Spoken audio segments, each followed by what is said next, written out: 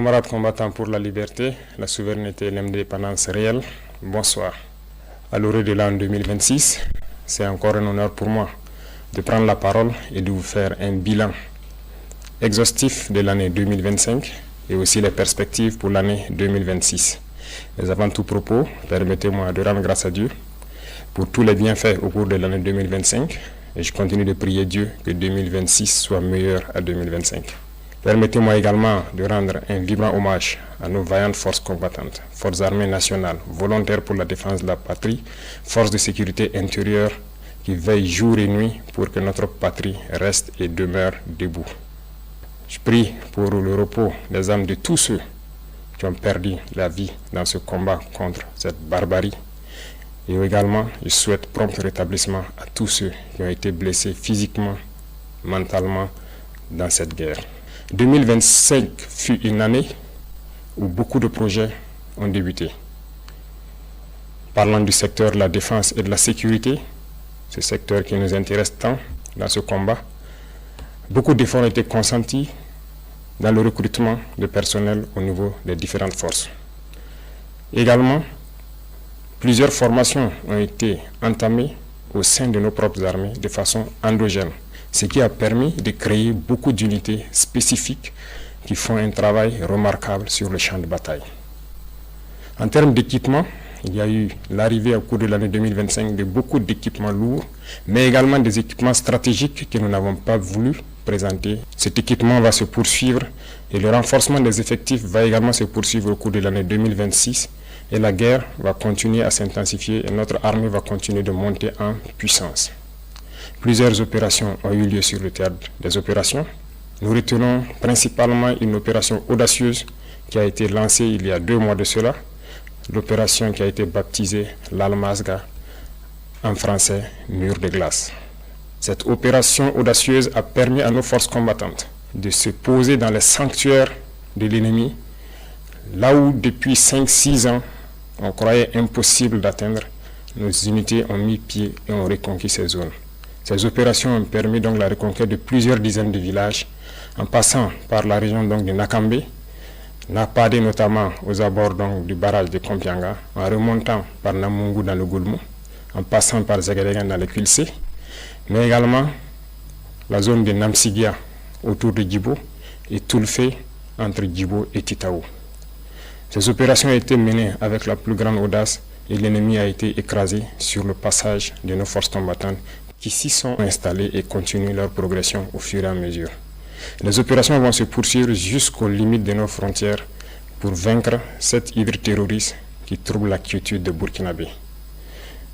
L'armée va continuer à monter en puissance, les forces de sécurité intérieure également. Il y aura un petit changement qui va permettre au VDP de se projeter plus en avant pour appuyer les autres forces. Cette situation de conflit a également fait que nous avons malheureusement des personnes déplacées internes qui attendent toujours de rejoindre leur village.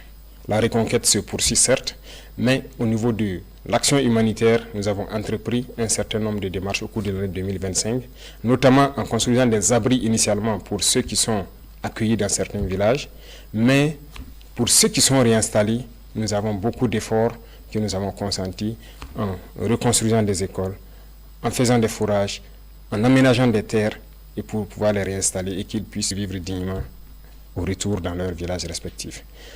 Nous allons poursuivre cette tendance parce que nous ne voulons pas que nos populations qui retournent dans leurs villages restent dans l'assistanat. Nous voulons qu'elles puissent contribuer, qu'elles puissent produire et pouvoir vivre dignement. Voilà pourquoi le ministère donc, de l'Action humanitaire est basé sur les différents ministères pour pouvoir accompagner toutes ces personnes déplacées internes initiales au retour dans leur village, de pouvoir s'installer et avoir donc de quoi travailler dans leurs villages respectifs. Cette dynamique va se poursuivre d'autant plus que beaucoup de villages sont en train d'être reconquis à l'instant même où je parle. Chaque villageois qui se réinstalle doit pouvoir travailler et se nourrir lui-même. Parlant du domaine de la santé, plusieurs efforts ont été consentis. Il s'agit notamment donc de la construction des centres médicaux communaux qui ont vu le jour en 2025 et cette dynamique va se poursuivre. Certains sont en phase de finition, mais d'autres sont donc en début de construction. L'équipement de ces centres va permettre de rehausser donc le niveau de l'offre de soins au niveau de nos populations. Pour les centres existants, le plateau technique a été amélioré en termes de laboratoire, en termes d'imagerie. Ces offres de soins vont continuer de s'améliorer au profit de nos populations, mais également au profit donc des populations de nos pays voisins, parce que le nombre de patients venus des pays voisins a connu donc un accroissement considérable au cours de l'année 2025, dû principalement à notre politique de revoir à la baisse les coûts des prestations de santé. Nous allons poursuivre dans cette dynamique au cours de l'année 2026, avec la pose aussi des pierres de 9 centres de santé à l'image du centre de santé de Pala. Toutes ces infrastructures vont donc connaître un début en cours de l'année 2026. Dans le domaine de l'éducation, plusieurs projets ont eu lieu, notamment donc la mutation et la modernisation de nos structures éducatives, des constructions qui désormais vont aller en hauteur. Et donc, il y a un projet pour que 2026 soit le début effectif de l'implémentation de ce type de centres d'éducation tout au long de l'année et partout sur le territoire national. Vous savez bien que nous sommes dans une mutation pour amoindrir un peu l'effet de l'enseignement général et mettre l'accent sur l'enseignement technique et professionnel. Cette mutation est en cours. Beaucoup de lycées techniques et professionnels verront le jour, mais également très bien équipés pour pouvoir répondre aux besoins de développement de notre patrie. Du côté de nos étudiants, beaucoup de centres universitaires verront le jour donc au cours de l'année 2026, mais déjà en 2027, nous avons commencé la construction d'un certain nombre d'amphithéâtres et de bâtiments pédagogiques.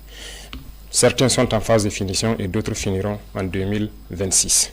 Nous poursuivrons cette dynamique pour permettre à tous les centres universitaires, à toutes les universités, de pouvoir étudier de façon digne et aussi la modernisation en ce qui concerne l'Internet et l'éducation virtuelle va se poursuivre parce que nous venons d'acquérir donc un certain nombre de serveurs au profit uniquement des universités pour que les étudiants puissent avoir des bibliothèques en ligne et cette dynamique va se poursuivre. Les laboratoires vont continuer à monter en puissance et nous allons ainsi donner un espace à nos étudiants de faire des cours théoriques mais également de faire la pratique et de s'exprimer pour que petit à petit leur éducation passe d'une éducation théorique à une éducation pratique pour la production au profit de nos populations.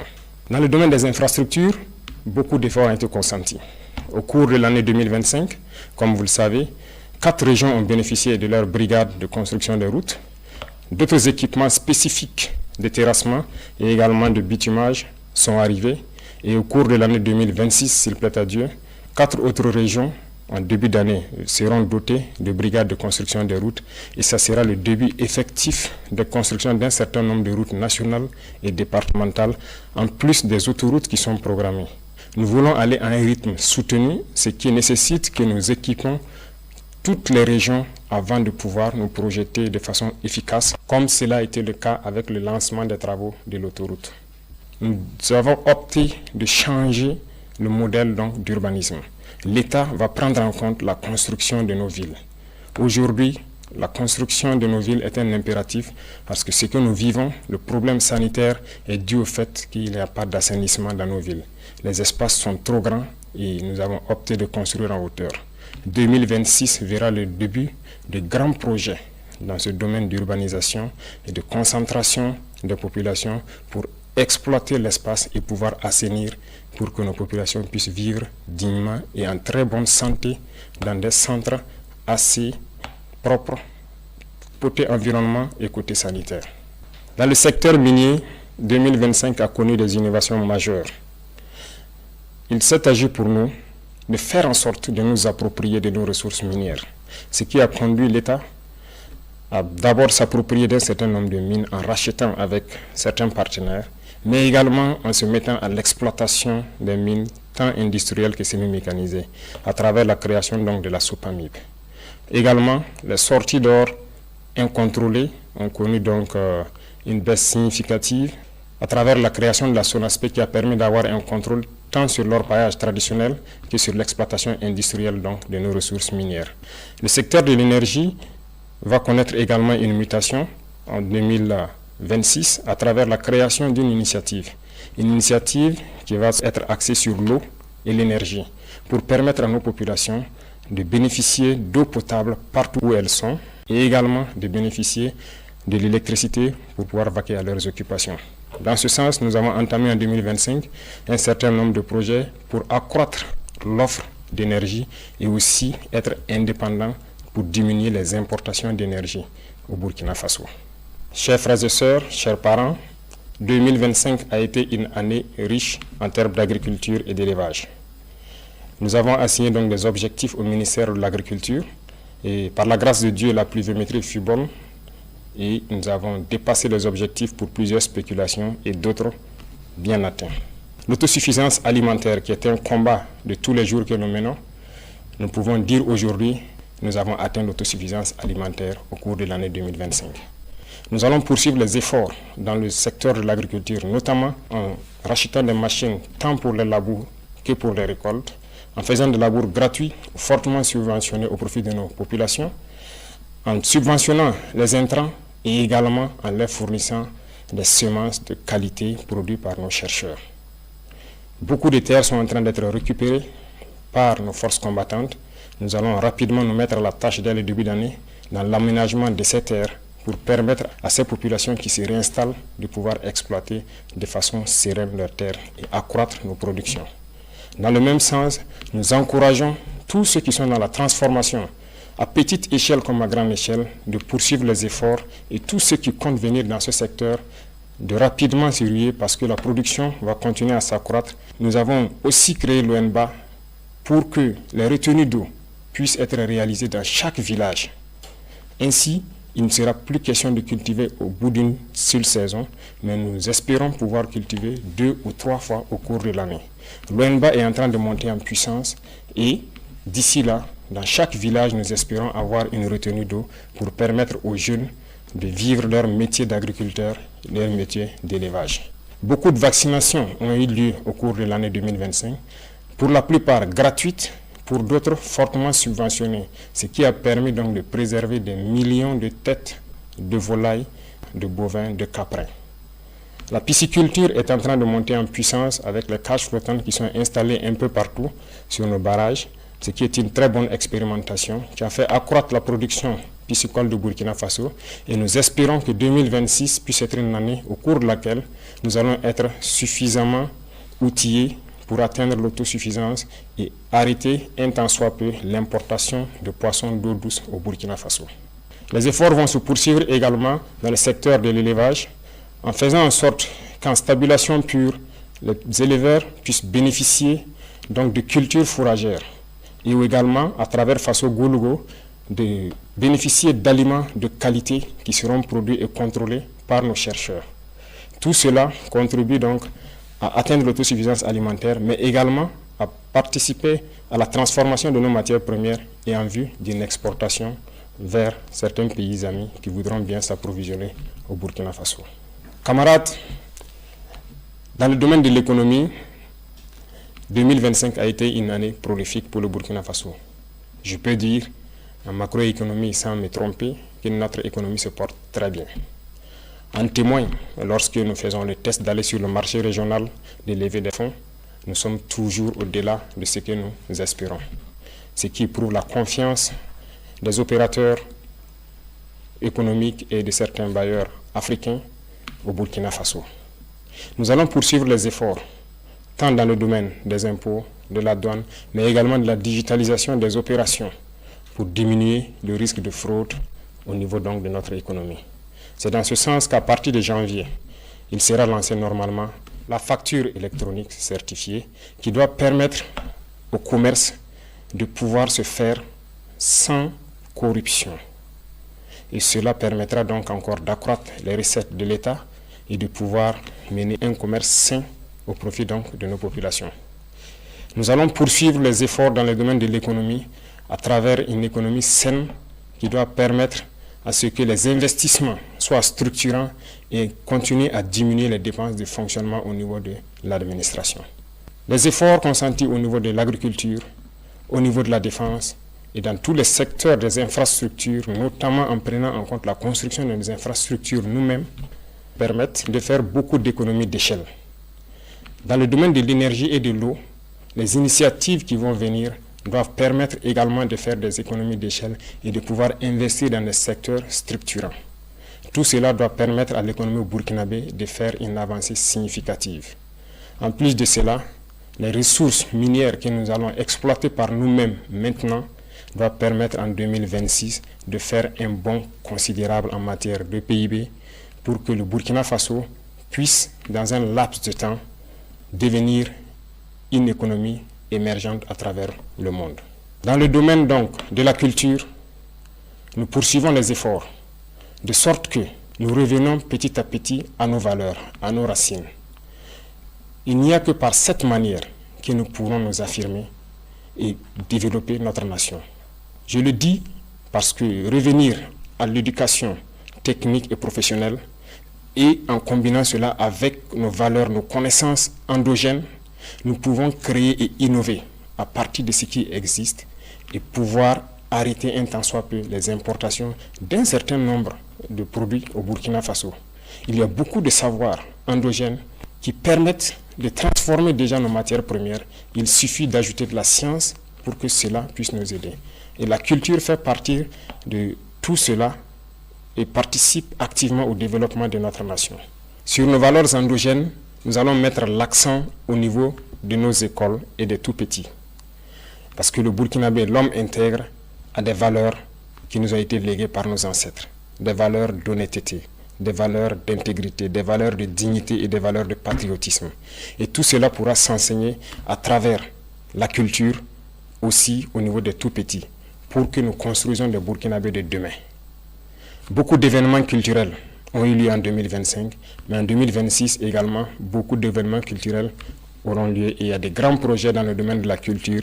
Mais tout cela, comme je l'ai dit, doit être axé sur nos valeurs ancestrales endogènes qui doivent permettre de créer de nouveaux Burkinabés basés sur nos propres valeurs. Tout cela doit faire la différence avec le Burkinabé que l'impérialisme a voulu bien construire au Burkina Faso. Le Burkinabé nouveau doit être quelqu'un qui s'est départi de toute corruption et qui doit mettre la patrie au devant de tout ce qu'il fait. C'est à ce sens que nous pourrons vaincre ce terrorisme qui nous menace également aujourd'hui, mais également pouvoir développer de façon consistante tout ce que nous produisons ici et pouvoir être une nation puissante et émergente. 2025 a été une année d'industrialisation également. Beaucoup d'unités industrielles ont vu le jour, notamment dans la transformation de nos matières premières, et beaucoup de ces unités ont été accompagnées par l'État à travers le Fonds burkinabé de développement économique et social, mais aussi des banques étatiques. 2026 sera aussi une année industrielle beaucoup plus importante parce que nous avons beaucoup d'unités industrielles qui seront prêtes au cours de l'année 2026, mais également, comme vous pouvez le constater, nous avons accordé des financements à certains privés à travers donc des institutions étatiques et certains fonds nationaux pour les accompagner à la création d'unités industrielles qui doivent transformer nos matières premières essentiellement. Nous avons fusionné les fonds en 4 grands fonds qui doivent permettre d'aider tous ceux qui veulent entreprendre et qui ont un minimum dans le domaine principalement de la transformation et aussi de l'agriculture. Ces domaines sont très importants pour nous parce que c'est en produisant et en transformant ce que nous produisons que nous pouvons devenir une nation puissante. Et donc l'État, en transformant ces fonds, veut avoir une marge importante pour pouvoir aider tous ceux qui sont du privé et également les entreprises nationales, étatiques, qui doivent émerger en 2026 pour que cette transformation de nos matières premières soit une réalité. Également le domaine du coton, qui autrefois était exporté brut, la première unité industrielle sera prête en 2026 et nous allons continuer avec d'autres unités industrielles pour transformer notre coton. Ceci dit, tout ce qui est matière première que nous produisons, nous allons essayer autant que possible d'installer des unités industrielles pour la transformation et 2026 sera une année où nous allons avoir un budget important à injecter au niveau des fonds pour aider tous ceux qui ont des projets structurants dans ce domaine. Dans le domaine du sport, nous avons investi beaucoup à travers donc, le Bureau national des grands projets, également à travers le ministère au cours de l'année 2025. Un stade est en construction à Bobo-Dioulasso et qui doit finir en début 2026, mais également à travers toutes les régions, nous comptons créer des espaces pour permettre aux jeunes, premièrement de faire du sport pour rester en bonne santé, pour faire en sorte que notre jeunesse ne soit pas oisive. Cela contribue à la santé physique, mentale, mais également à la productivité de la jeunesse dans notre nation. Nous allons poursuivre les efforts dans ce sens au profit de la jeunesse et développer tous les types de sports qui puissent être développés au Burkina Faso et qui puissent faire en sorte que la jeunesse soit en cohésion parfaite. À toutes les équipes qui représentent le Burkina Faso à l'extérieur dans les compétitions internationales, nous leur souhaitons plein succès pour 2026 et particulièrement les étalons qui aujourd'hui défendent les couleurs nationales, nous leur souhaitons plein succès jusqu'à la victoire finale. Camarades combattants, le domaine de la justice est un domaine qui nous tient à cœur. Aucune nation ne peut se développer dans l'injustice. L'injustice crée des tensions, crée des conflits et crée donc des problèmes au sein de la société.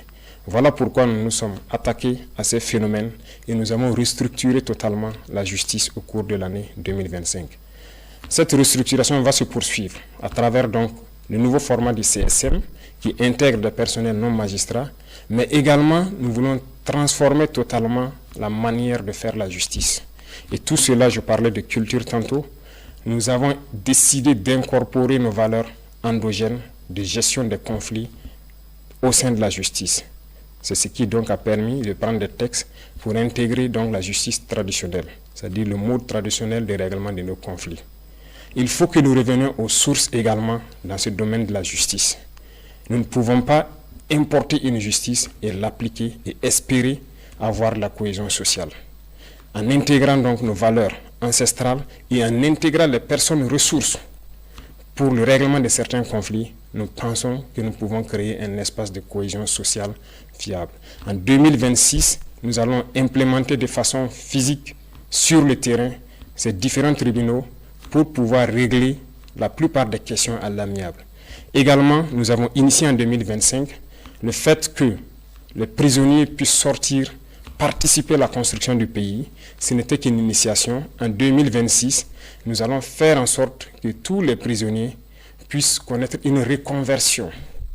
Au lieu de dormir en prison, nous allons faire en sorte qu'ils puissent participer, apprendre des travaux et se réinsérer dans la société. Cette nouvelle façon de voir la justice permet à ce que personne ne reste en marge. Tous ceux qui voudront construire le pays auront leur mot à dire. Que vous soyez libre ou en détention, nous ferons en sorte que vous puissiez participer à la construction du pays, et vous racheter et revenir dans la société. Les efforts vont se poursuivre au niveau de la justice, dans la digitalisation également de tous les actes, de sorte que les usagers n'aient pas à se déplacer forcément vers les tribunaux qui se retrouvent généralement dans les centres urbains et qu'ils puissent rester de là où ils sont pour pouvoir avoir accès à une justice équitable et à tous les documents donc, que la justice peut délivrer. Parlant de digitalisation, c'est un secteur qui nous tient à cœur parce qu'aucune lutte contre la corruption n'est possible sans digitalisation. Nous avons fait un pas énorme, mais beaucoup reste à faire. Nous avons un programme pour les 5 ans à venir où nous devons quitter une situation précaire pour être un modèle. Déjà, le Burkina Faso a pu acquérir ses premiers serveurs de data centers et des grands data centers sont en construction, ce qui permettra à nos ingénieurs de concevoir des applications sans crainte et de pouvoir les héberger sur place. Avant, nous importions des applications que nous ne maîtrisons pas, mais aujourd'hui, la plupart des services au sein de l'administration sont en train d'être dématérialisés et tout cela, c'est grâce à nos ingénieurs informatiques qui font un travail remarquable pour que l'usager n'ait plus à se déplacer vers les services pour forcément avoir accès. De son poste, il peut tranquillement avoir accès à certains services. En plus de tout cela, nous sommes en train de mettre en place des maisons de citoyens. Et les constructions vont démarrer en 2026. Ces maisons seront donc installées dans beaucoup de chefs-lieux de province, mais également nous irons jusqu'au département pour faire en sorte que quiconque ne maîtrise pas l'outil informatique puisse aller dans ces maisons, trouver des Burkinabés qui vont les aider à avoir accès à tous les services à travers les plateformes qui seront installées sur les machines dans ces maisons. Cette digitalisation va se poursuivre et la modernisation de l'administration également va se poursuivre pour nous permettre de lutter efficacement contre la fraude et tous les abus qui puissent exister au sein de l'administration. Chers frères et sœurs, chers parents, vous avez pu constater qu'au cours de l'année 2025, nous avons dû faire donc les états généraux au niveau de l'administration territoriale. Ces états généraux ont conduit donc à des conclusions que nous avons exploitées et également donné une vision, ce qui a conduit donc à modifier le code des collectivités territoriales. Ce code a été modifié pour nous permettre d'avoir une nouvelle architecture. Certes, le redécoupage régional a évolué, mais la fonction des collectivités territoriales doit évoluer également. Parce que le développement ne se fera pas uniquement dans les villes. Le développement doit partir des villages. Et pour cela, il a fallu donc que nous touchions ce code. Nous allons installer des PDS avec des missions assez claires qui seront évaluées et suivies par les préfets, de sorte que tout ce que nous avons comme vision en matière de développement, comme je l'ai cité tantôt, puisse commencer au niveau des villages, impliquer tous les villageois, et ils seront notés et évalués en fonction de ce qu'ils vont faire dans les différentes collectivités. C'est ce qui a amené principalement au changement donc de ce code, et 2026 sera l'année où nous allons implémenter réellement sur le terrain ce nouveau code des collectivités. Au niveau de l'administration territoriale, beaucoup de choses ont évolué, en ce sens que l'administration déconcentrée n'était pas administrée de façon efficace pour connaître qui exactement est à son poste. Le manque de ressources humaines a fait en sorte qu'il y avait un gros manque à gagner. Nous avons fait une évaluation au cours de l'année 2025 et nous nous sommes rendus compte que beaucoup de fonctionnaires fictifs existaient ou des doublons existaient. Le recrutement récemment, en cours de l'année 2025, de beaucoup donc, de personnel des ressources humaines doit permettre de les envoyer au niveau donc, régional pour ainsi faire en sorte que tout agent qui est affecté doit pouvoir travailler et contrôler à partir de la région. Et là, au niveau national, nous avons l'assurance que le service pour lequel il a été envoyé est rendu aux populations au moment donné. Cette modernisation va se poursuivre parce que ça doit s'accompagner d'une digitalisation. Du côté de la diplomatie, le Burkina Faso rayonne. Le Burkina Faso a allumé une lumière et cette lumière doit rester allumée pour toujours. Nous rayonnons à travers le monde et notre diplomatie est très active. Des changements auront lieu, certes, pour réorganiser le dispositif diplomatique à travers le monde entier, parce que la géopolitique nous l'impose. Et cette réorganisation a déjà commencé en 2025 avec un certain nombre de réajustements dans le traitement donc, des diplomates, mais la réorganisation spatiale à travers le monde entier aura lieu en 2026. Nous allons rediriger notre diplomatie en fonction de la géopolitique actuelle qui vit notre pays. Le Burkina Faso est un pays ouvert pour tous les partenaires, sincères, respectueux de notre souveraineté, de notre liberté et de notre dignité. Mais le Burkina Faso ne permettra à qui que ce soit, aucune puissance, de pouvoir nous imposer ce qu'elle souhaite. Voilà pourquoi nous devons continuer partout où nous sommes à faire en sorte que le drapeau du Burkina Faso flotte avec dignité. Et ceci pour m'adresser à la diaspora que je félicite pour ses actes patriotiques qui continuent de faire rayonner l'image du Burkina Faso à l'extérieur, de continuer à rester patriotique et intègre. Parce que lorsqu'on parle du Burkinabé, nous devons entendre l'homme intègre, l'homme digne, et c'est ce que nous voulons au niveau de la diaspora. Et les encourager à travers donc l'organisation au niveau du Haut Conseil de Burkinabé de l'extérieur à revenir investir au Burkina Faso, leur patrie. Et nous leur ouvrons les portes et nous allons mettre tous les mécanismes en place pour qu'ils puissent revenir et investir de façon sécurisée. Au niveau confédéral, le Burkina Faso poursuit sa contribution au niveau de notre espace commun qu'est l'AES. 2025 a été une année où on nous a confié une lourde responsabilité de conduire la destinée de la Confédération. Nous avons pris cette responsabilité et nous avons promis de faire en sorte que l'AES rayonne à travers le monde entier. Et nous allons tenir notre parole. Et ceci, nous demandons à tout le Burkinabé de faire en sorte que cette mission qui nous a été confiée puisse être donc conduite avec succès. Nous allons poursuivre les efforts de coopération, d'amitié avec tous les États, comme je l'ai dit, respectueux de notre souveraineté et faire en sorte que l'intérêt des peuples prime sur les intérêts au niveau politique. Camarades combattants pour la liberté, Je tenais à féliciter tous les acteurs, qu'ils soient du monde de l'éducation, de l'agriculture, des infrastructures, du monde de l'économie, les agents de la santé, nos vaillantes forces combattantes, pour tous les efforts consentis au cours de l'année 2025. De continuer à mouiller le maillot, comme on aime le dire, à se sacrifier, à se donner corps et âme pour le bonheur de notre population. Car la seule chose qui importe pour nous, c'est le bonheur de nos populations. Tout acteur de l'administration doit avoir cela en tête et faire en sorte que ses actions quotidiennes contribuent au rayonnement de notre patrie. À tous ceux-là qui communiquent, qui combattent l'impérialisme à travers la communication, je les félicite et je les encourage à redoubler d'efforts. Parce que toutes les guerres de l'impérialisme commencent d'abord par la communication. Et pendant les guerres, la communication fait la différence dans les batailles. La communication est un maillon essentiel, est un maillon névralgique pour le succès des opérations. Poursuivez votre effort de communication, poursuivez votre effort à faire en sorte que leur désinformation ne puisse pas toucher nos populations. Je vous félicite parce que vous avez fait beaucoup d'efforts ces derniers temps en prouvant aux yeux de tout le monde que le Burkina Faso est debout.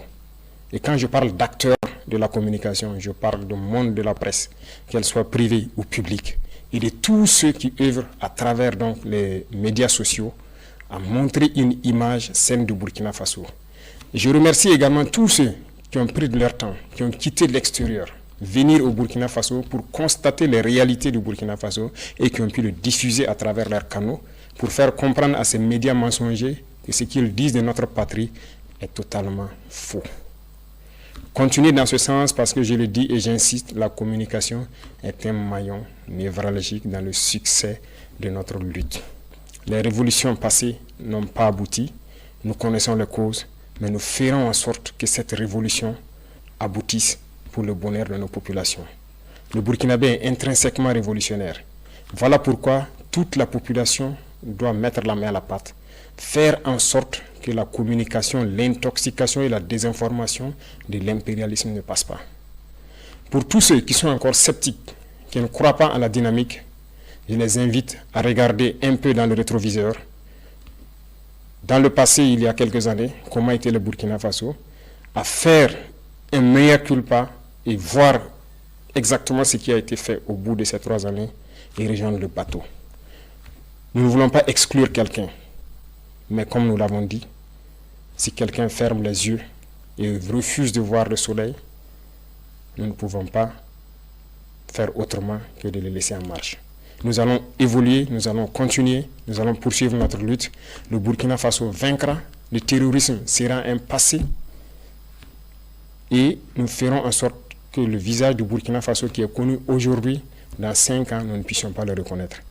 Bien sûr, le changement sera positif et nous devons le faire pour nos enfants, pour les générations à venir. Et ce combat est bien possible et il est déjà gagné. J'invite tout un chacun à redoubler d'efforts pour que 2026 soit meilleur que 2025. Vive le Burkina Faso, vive notre patrie libre, digne, intègre et prospère. Bonne et heureuse année 2026. La patrie ou la mort, nous vaincrons.